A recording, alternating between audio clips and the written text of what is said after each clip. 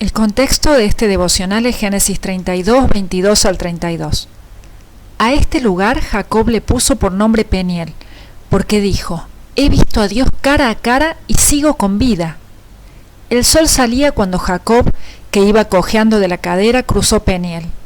Por eso, hasta el día de hoy, los israelitas no comen del tendón que se contrajo y que está en la coyuntura del muslo, porque aquel hombre golpeó a Jacob en esa parte de su muslo, en el tendón que se contrajo. Génesis 32, 30 al 32. Como era típico en él, Jacob no se daba nunca por vencido. Quizás conocía algunas maneras de controlar o vencer a un adversario, y eso tal vez lo llevó a pensar que podría acabar derrotando al varón que se había presentado esa noche para pelear con él. Por ello, Dios tuvo que tocar su muslo y hacer que su cadera se descoyuntara.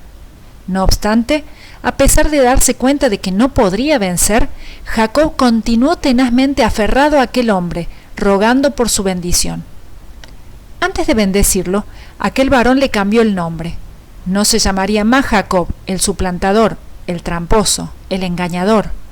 A partir de ahora sería Israel, porque había luchado con los hombres y con Dios y había vencido. ¿Por qué se dice que Jacob había luchado con Dios y con los hombres y había vencido? Podemos entender que él había vencido sobre los hombres.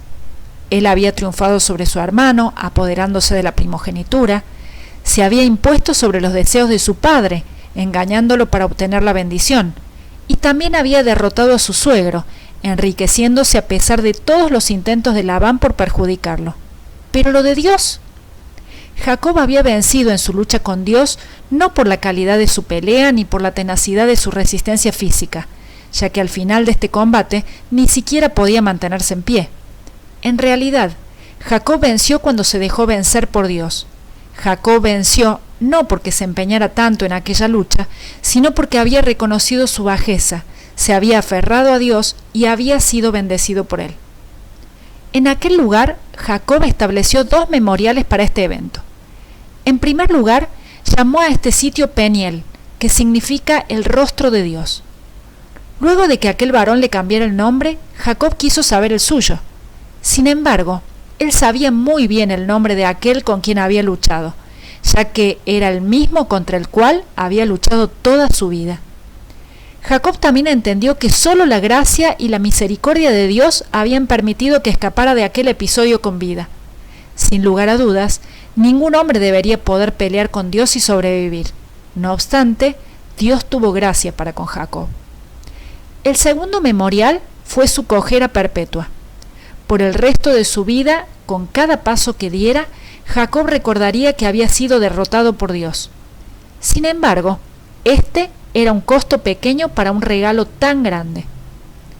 En el Nuevo Testamento encontramos el ejemplo de un descendiente de Jacob, quien, teniendo ciertamente de qué enorgullecerse, fue herido por Dios con un aguijón en su carne para que su orgullo no creciera y a fin de que recordara siempre su debilidad y eso lo llevara a mantenerse aferrado al poder y a la gracia del Señor. Se trata del apóstol Pablo, quien relata: fui llevado al paraíso y oí cosas tan increíbles que no pueden expresarse con palabras, cosas que a ningún humano se le permite contar. De esa experiencia vale la pena jactarse, pero no voy a hacerlo.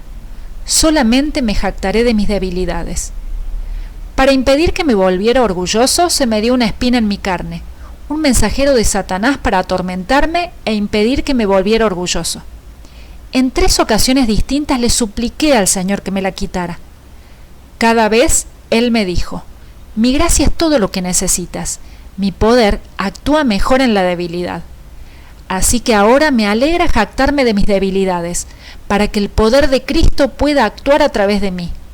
Es por esto que me deleito en mis debilidades, y en los insultos, en privaciones, persecuciones y dificultades que sufro por Cristo, pues cuando soy débil, entonces soy fuerte. 2 Corintios 12, 4 y 5 y 7 al 10. Fue recién cuando Pablo reconoció que era débil que logró ser fuerte. Fue recién cuando Jacob reconoció que había algo muy malo en él que pudo vencer.